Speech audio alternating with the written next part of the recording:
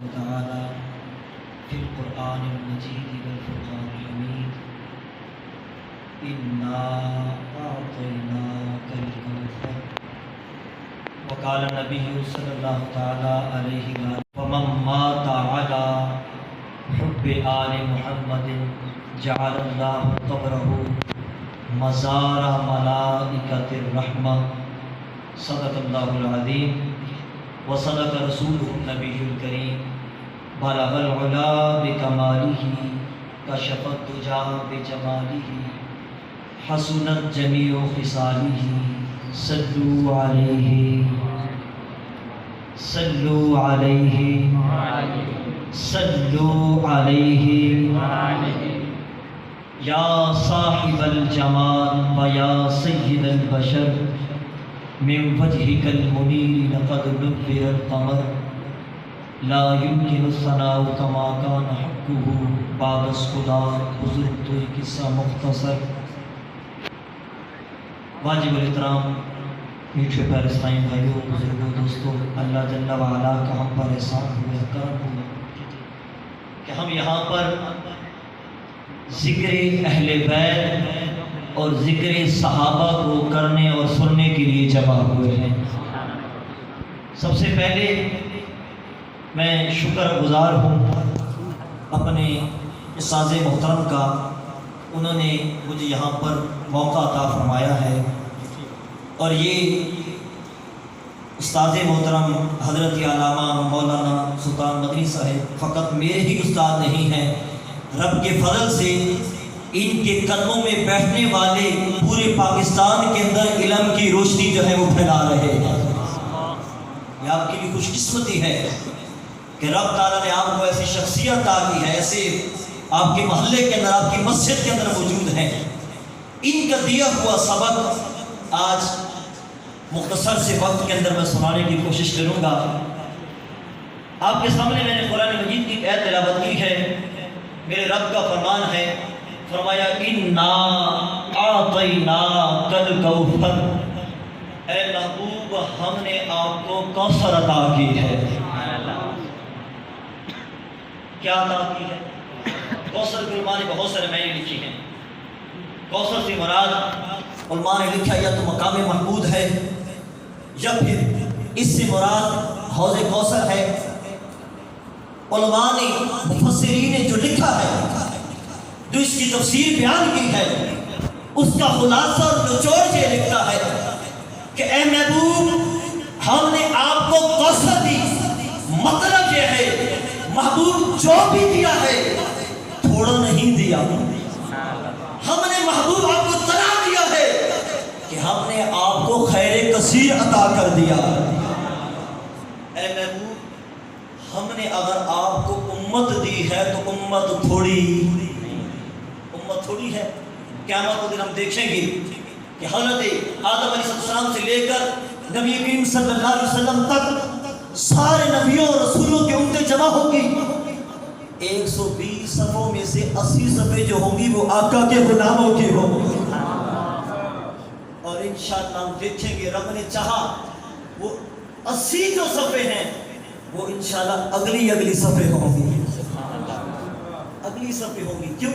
القصص الکبریٰ کے اندر روایت موجود ہے، آقا کریم صلی اللہ علیہ وسلم اور القصص الکبریٰ کے اندر حضرت موسیٰ علیہ السلام کی طرف جو صحیفے گئے اس کا بیان موجود ہے کہ یہ امت آئی آخر میں ہے، لیکن جب جانے کی باری آئے گی تو سب سے آنے میں آخر، جانے میں پہلے۔ جب پہلے جانا ہے تو پھر ہوگی بھی، اب یہ تو نہیں ہو سکتا کہ میں جانا پہلے اور کھڑے پیچھے ہوں، جب پہلے جانا ہے تو پھر انشاءاللہ کھڑے بھی۔ وہ 80 صفیں جو ہوگی رب کے فضل سے وہ آقا کے غلاموں کی ہوں۔ تو فرمایا اے محبوب ہم نے آپ کو خیر کثیر عطا کیا ہے، جو بھی دیا ہے تھوڑا۔ اچھا، رب کا قرآن مجید نے بیان کیا، فرمایا قل متاع الدنیا قلیل، فرمایا محبوب اعلان کر دیں، اعلان فرما دیں کہ یہ دنیا اور جو کچھ اس کے اندر ہے یہ سب کچھ فرمایا قلیل ہے، تھوڑا سا ہے۔ یہ دنیا کیا ہے؟ قلیل ہے، یہ تھوڑا ہے۔ مجھے بتائیں جب رب کے تھوڑے کو ہم نہیں گن سکتے، رب کا یہ جو تھوڑا ہے جب اس کو شمار نہیں کر سکتے تو بتائیں کہ رب کے جو کثیر ہے اس کو کیسے شمار کیا جا سکتا ہے؟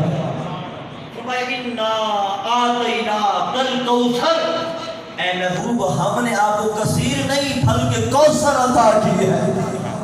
یہ کثیر سے بھی جو اگلا مقام ہے وہ کوثر کا ہے۔ اب جو بھی دیا ہے تھوڑا نہیں دیا، امتی دیے تو تھوڑے، عاشق دیے ہیں تو تھوڑے، میلادی دیے ہیں تو تھوڑے، صحابہ دیے ہیں تو تھوڑے۔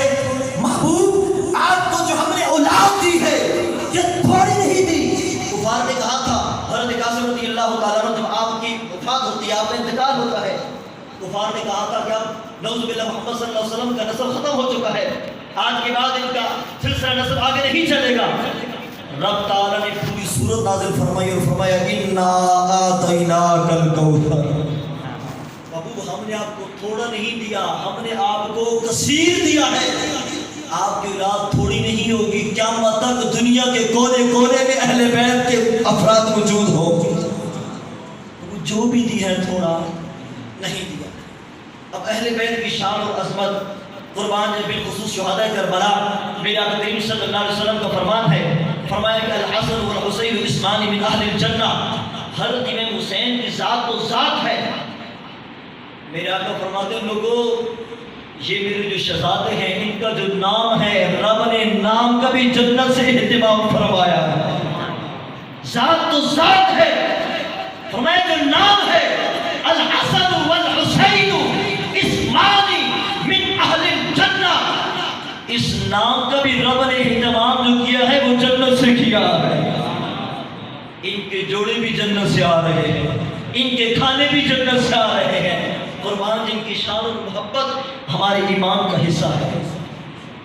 قرآن مجید کے اندر آپ کا فرمان ہے فرمایا قل ان کنتم تحبون اللہ فاتبعونی یحببکم اللہ۔ کفار نے کہا تھا کہ ہم اللہ سے پیار کرتے ہیں، ہم اللہ سے محبت کرتے ہیں، ہمیں بڑی محبت ہے رب سے، لیکن اے محمد آپ کو ہم نہیں مانتے۔ رب سے پیار ہے لیکن آپ کو نہیں مانتے۔ میرے رب نے اعلان کر دیا، فرمایا محبوب آپ بتا دیں ان کو قل ان کنتم تحبون اللہ فاتبعونی یحببکم اللہ۔ محبوب آپ اعلان کر دیں اے لوگوں اس وقت تک تمہاری محبت کامل ہی نہیں ہے جب تک تم میری اطاعت نہیں کر لیتے۔ محبوب ان کو بتا دیں اگر باقی یہ اللہ سے پیار کرتے ہیں فاتبعونی، محبوب یہ تیرے ہو جائیں، تیری غلامی اختیار کر لیں۔ محبوب جب یہ تیرے ہو جائیں گے نا پھر یہ میرے ہو جائیں گے، جب یہ تیرے ہو جائیں گے پھر میرے ہو جائیں گے۔ جب ہم آقا کے پاس جاتے ہیں یا رسول اللہ آپ کے عاشق کیسے بن سکتے ہیں، ہم آپ کے ساتھ محبت کرنا چاہتے ہیں، آپ کے ساتھ محبت کامل کیسے ہو سکتی ہے؟ پھر میرے آقا نے اعلان کر دیا لوگوں سن لو، اگر مجھ سے محبت کرتے ہو، محبت کے اندر کامل ہونا چاہتے ہو تو پھر میرے اہل بیت کے ساتھ محبت کرو، پھر حسن و حسین کے ساتھ محبت کرو۔ جب ان کے ساتھ تمہاری محبت ہو جائے گی، جب وہاں تم کامیاب ہو جاؤ گے تو پھر تم میرے ہو جاؤ گے، جب تم میرے ہو جاؤ گے پھر خدا بھی تمہارا ہوگا، ساری خدائی بھی تمہاری ہو جائے گی۔ تو آقا کی محبت کیسے ملے گی؟ جب حسن و حسین کی غلامی اختیار کریں گے، اور حسن و حسین کب راضی ہوں گے؟ حسن و حسین کب راضی ہوں گے؟ جب ہم در صحابہ پہ جائیں گے، جب صحابہ کے قدموں میں جائیں گے۔ آگے تو نعوذ باللہ ہمارے سرے پر اس انداز کے اندر بیان کیا جاتا ہے جیسا کہ صحابہ کرام اہل بیت کے اندر جو ہے وہ دشمنیاں تھی۔ حضرت عائشہ رضی اللہ تعالیٰ عنہا آپ سے کسی نے پوچھا بتائیں کہ نبی کریم صلی اللہ علیہ وسلم کو سب سے زیادہ پیارا کون تھا؟ اب حضرت عائشہ کا جواب سنیے، آپ فرماتی ہیں کہ سب سے پیار جو تھا حضرت فاطمہ کو تھا۔ اس نے پھر سوال کیا کہ مردوں کے اندر سب سے زیادہ جو پیارا تھا نبی کریم صلی اللہ علیہ وسلم کو وہ فاطمہ کے شوہر حضرت علی تھے۔ اب یہی سوال حضرت فاطمہ سے کسی نے کر لیا کہ اے سیدہ ذرا آپ بتائیں کہ نبی کریم صلی اللہ علیہ وسلم کو زیادہ پیار کس سے تھا؟ تو حضرت فاطمہ فرماتی ہیں کہ سب سے زیادہ پیار آقا کو حضرت عائشہ سے تھا. دیکھیں ان کی پیار و محبت دیکھا آپس میں. پھر کہا کہ مردوں میں حضرت عائشہ کے والد حضرت ابو بکر سے پیار تھا. آج لوگ فاصلے کر رہے ہیں لیکن اہل بیت اور صحابہ کرام آپس کے اندر محبت اور پیار کا درس دے رہے ہیں. ایک مرتبہ حضرت علی رضی اللہ عنہ بیٹھے ہیں اور حضرت ابو بکر رضی اللہ تعالیٰ عنہ حضرت علی کے چہرے کو دیکھ رہے ہیں اور ساتھ ساتھ مسکرا بھی رہے ہیں.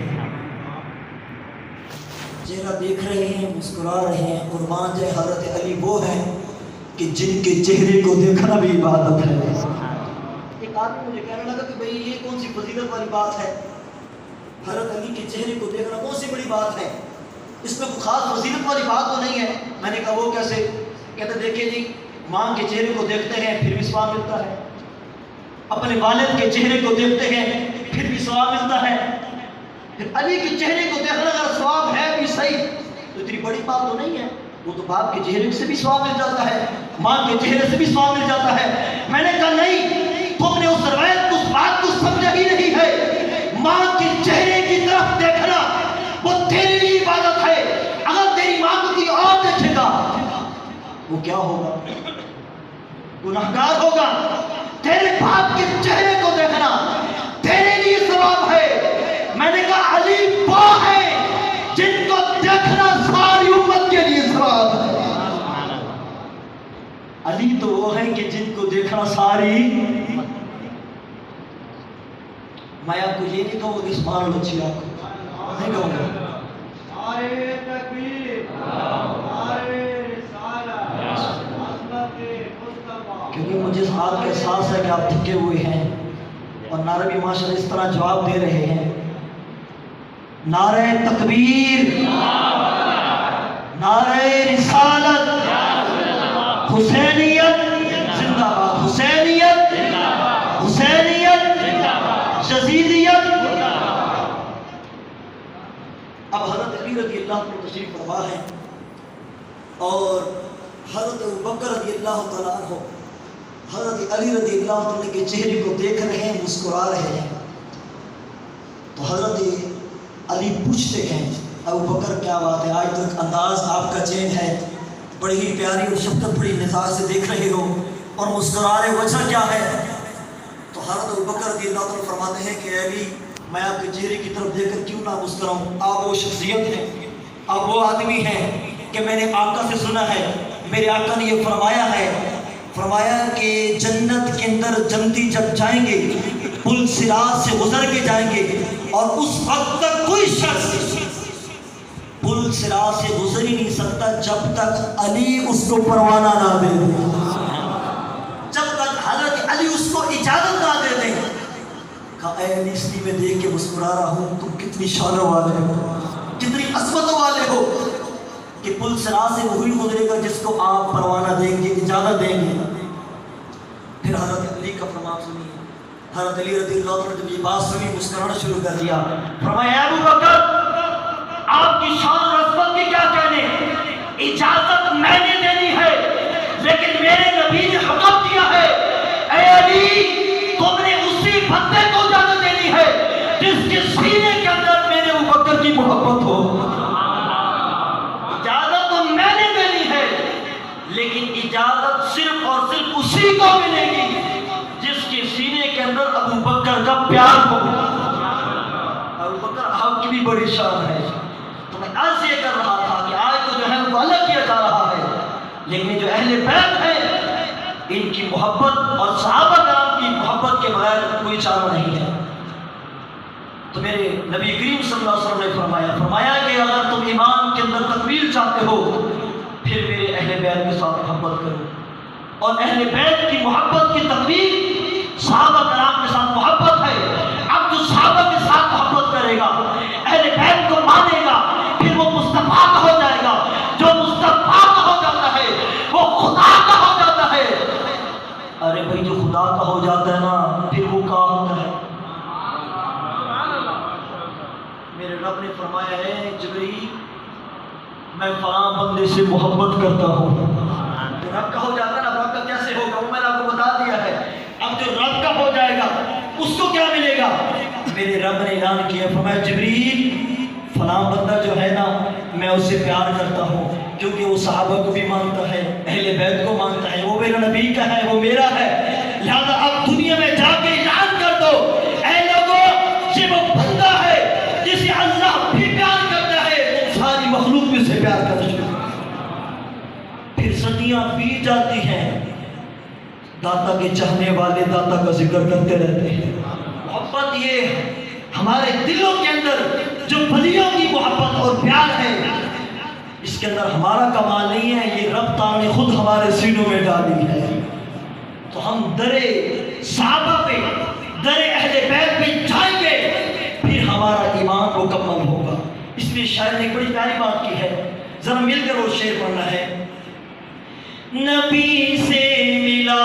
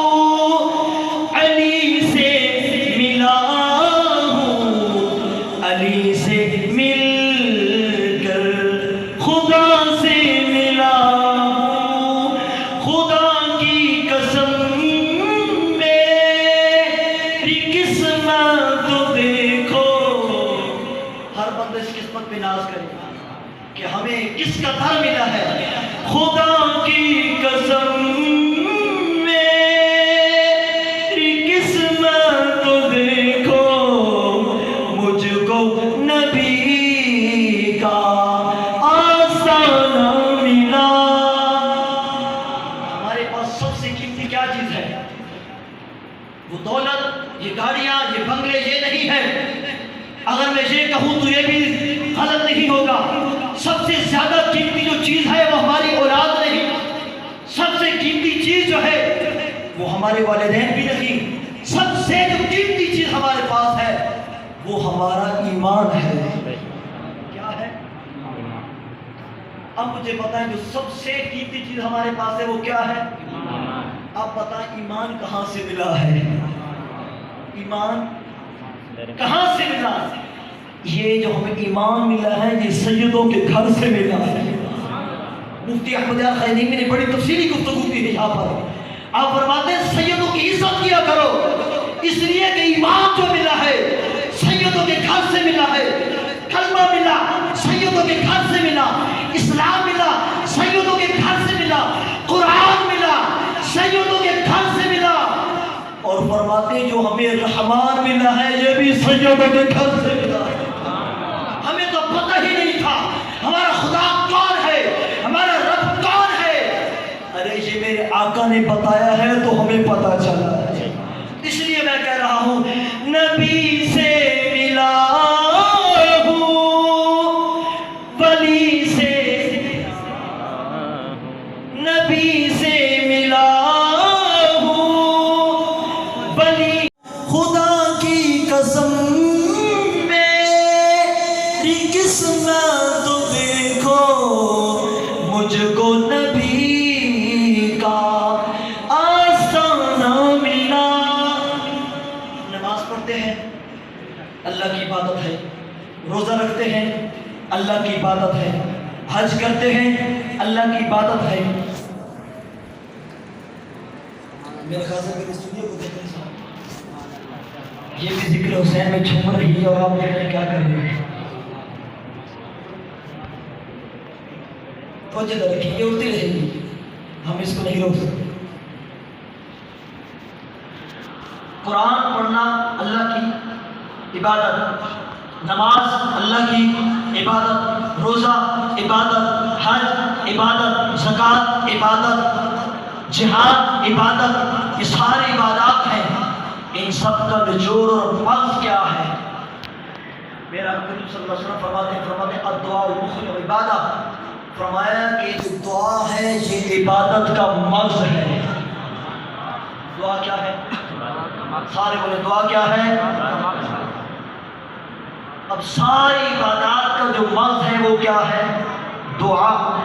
اور میرے رب نے ارشاد فرمایا ادعونی استجب لکم، اے لوگوں مجھ سے مانگو میں دعا قبول کروں گا۔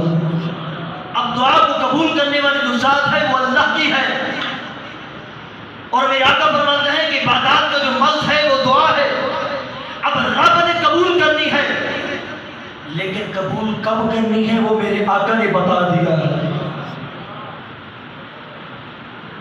نبی کریم صلی اللہ علیہ وسلم کا فرمان ہے، فرمایا کہ الدعاء محجوب حتی یصلی علی محمد و اہل بیتہ، فرمایا کہ تم عبادات کرتے ہو، روزہ رکھتے ہو، حج کرتے ہو، زکات دیتے ہو، تمہاری جتنی بھی عبادات ہے ان سب کا جو نچوڑ ہے وہ کیا ہے؟ دعا ہے۔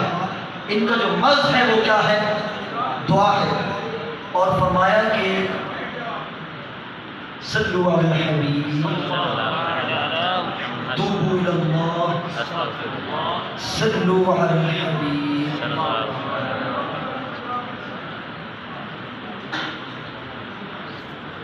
کیا ہے جی؟ دعا۔ اور میرا آقا فرماتے ہیں الدعاء محجوب حتی یصلی علی محمد و اہل بیتہ، فرمایا کہ جو دعا ہے جو کہ ساری عبادات کا مرض ہے، فرمایا اس وقت تک قبول ہی نہیں ہوتی، اس وقت تک قبولیت کے مقام تک نہیں پہنچتی جب تک تو محمد اور آل محمد پر درود نہ پڑھ لو۔ ذکر اہل بیت ہوگا ہماری عبادات قبول ہوگی، محبت اہل بیت ہوگی ہماری ایمان کی تکمیل ہوگی۔ اگر ہم چاہتے ہیں ہماری عبادات قبول ہو جائیں، پھر زندگی کے اندر اپنی عبادات کے ساتھ ذکر اہل بیت کو لازم کر لیں۔ چاہتے ہیں کہ ہم ایمان کامل لے کے اٹھیں، تو پھر اپنے سینے کے اندر اہل بیت کی جو محبت ہے اس کو داخل کر لیں۔ امام راضی نے لکھا ہے، نبی کریم صلی اللہ علیہ وسلم کا فرمان ہے، جگر محبت اہل بیت سے کیا ملتا ہے؟ میرے آقا نے ارشاد فرمایا ہے، فرمایا الا فمن مات علی حب آل محمد جعل اللہ قبرہ مزار ملائکۃ الرحمہ، فرمایا اگار ہو جو میری آل کی محبت کے اندر مرے گا اللہ تعالیٰ اس کی قبر کو مزار بنا دے گا۔ ہر بندے کا مزار نہیں بنتا، بلکہ مزار جو بنتے ہیں وہ محبت والوں کے بنتے ہیں، وہ عاشقوں کے بنتے ہیں۔ تو محبت اہل بیت جو ہے یہ ہمارے سینوں کے اندر پھوٹ پھوٹ کے ہونی چاہیے۔ روح البیان کے اندر ایک بات لکھی ہے، ایک شخص نے خواب دیکھا ہے، میں وہ بیان کر کے بیان کو ختم کرتا ہوں۔ ایک شخص کو نبی کریم صلی اللہ علیہ وسلم کا دیدار ہوا، دیدار ہوتا ہے تو آقا کریم صلی اللہ علیہ وسلم سے ایک وہ سوال کرتے ہیں، بات پوچھتے ہیں، بات قابل توجہ ہے۔ پوچھتے ہیں، عرض کرتے ہیں یا رسول اللہ کیا یہ آپ کا فرمان ہی ہے نا کہ جب ایک مومن فوت ہوتا ہے، اس کا انتقال ہوتا ہے تو اس کی روح جان اس طرح نکالے جاتے ہیں جیسے خمیری آٹے سے بال کو نکالا جاتا ہے؟ آقا نے فرمایا ہاں یہ میرا ہی فرمان ہے۔ پھر وہ شخص عرض کرتا ہے یا رسول اللہ قرآن مجید کے اندر رب تعالیٰ کا فرمان ہے کلا اذا بلغت التراقی وقیل من راق وظن انہ الفراق والتفت الساق بالساق الى ربک یومئذ المساق۔ اس آیت کے اندر وہ جو نزع کا وقت ہوتا ہے جب انسان کی روح نکل رہی ہوتی ہے اس وقت کو بیان کیا گیا، وہ بڑا سخت وقت ہوتا ہے۔ وہ عرض کرتے ہیں کہ یا رسول اللہ آپ کو فرمان تو یہ ہے کہ جب انسان کی روح نکلتی ہے تو اس طرح نکلتی ہے جیسا کہ آٹے سے بال کو نکالا جائے، یعنی اس کو پتہ ہی نہیں چلتا۔ لیکن قرآن کے اندر تو اس کی سختی کو بیان کیا گیا ہے۔ یا رسول اللہ ان دونوں کی تطبیق کیا ہے؟ ان دونوں آیت اور حدیث کا پھر مطلب کیا بنے گا؟ اس شخص کو خواب کے اندر میرا کریم صلی اللہ علیہ وسلم فرماتے ہیں تم ایسا کرو کہ تم سورہ یوسف کی تلاوت کرو، اس کا جواب وہیں سے تمہیں مل جائے گا۔ سورہ یوسف کی تلاوت کرو تمہیں جواب مل جائے گا۔ اب وہ شخص کہتا ہے کہ میں نے سورہ یوسف کی تلاوت شروع کر دی، 1 بار 2 بار 3 10 20 50 100 بار پڑھی، لیکن میں اس جواب تک نہ پہنچ سکا جو آقا کریم صلی اللہ علیہ وسلم نے مجھے بتایا تھا کہ تم تلاش کرو۔ میری عقل و شعور اس بات تک، اس اشارے تک نہیں پہنچ سکی۔ کہتے ہیں کہ پھر میں ایک اللہ والے کے پاس چلا گیا، اللہ کے ولی کے پاس چلا گیا۔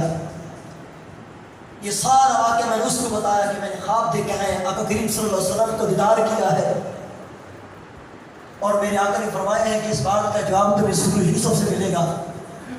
اے اللہ والے بتائیے اس کا جواب کیا ہے؟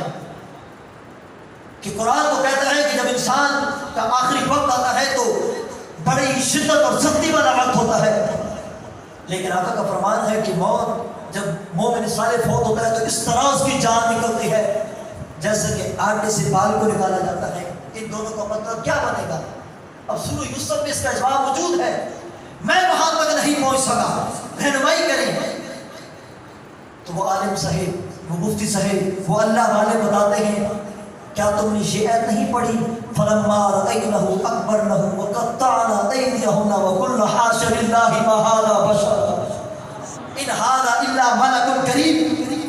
کہتے ہیں تمہیں وہ حضرت یوسف علیہ السلام کا واقعہ کہ جب مصر کی عورتوں نے جو ہے وہ شور مچایا تھا، اور پھر زلیخا نے ساری عورتوں کو جمع کیا اور ان کے ہاتھوں میں پھل دیے، اور پھر حضرت یوسف علیہ السلام کے چہرے سے پردہ اٹھایا، اور جیسے ہی انہوں نے حضرت یوسف کے حسن کو دیکھا، ادھر وہ پھل کاٹ رہی ہے، قطعنا ایدیہن، انگلیاں کٹ گئی، خون بہہ رہا ہے، درد بھی ہو رہا ہے، لیکن ان کو پتہ ہی نہیں ہے، پتہ کیوں نہیں ہے کہ حسن یوسف کے اندر ایسی محبت تھی، ایسی حیران نظروں سے دیکھ رہی تھی، انگلیاں کٹ چکی ہے، لیکن حسن یوسف کی وجہ سے ان کو پتہ ہی نہیں چلا، اور کہہ رہی ہے یہ کوئی انسان نہیں بلکہ یہ تو رب کا بھیجا ہوا کوئی فرشتہ نظر آ رہا ہے۔ پھر وہ اللہ والے بتاتے ہیں اسی طرح جب کوئی مومن، جب کوئی شہید، اب میں میدان کربلا کی طرف آؤں گا، حضرت امام مسلم کی جو اولاد تھی وہ جب کٹ رہی تھی، ان پر تیر برسائے جا رہے تھے، خون بہ رہا تھا، اس کا احساس نہیں ہو رہا تھا، اس لیے کہ تیر چل رہے تھے، جان نکل رہی تھی، جلوہ مصطفیٰ سامنے تھا، اولاد عقیل پر تیر برسائے جا رہے تھے، تیر لگ رہے تھے، خون بہ رہا تھا، درد ہو رہا تھا، لیکن جلوہ مصطفیٰ سامنے تھا۔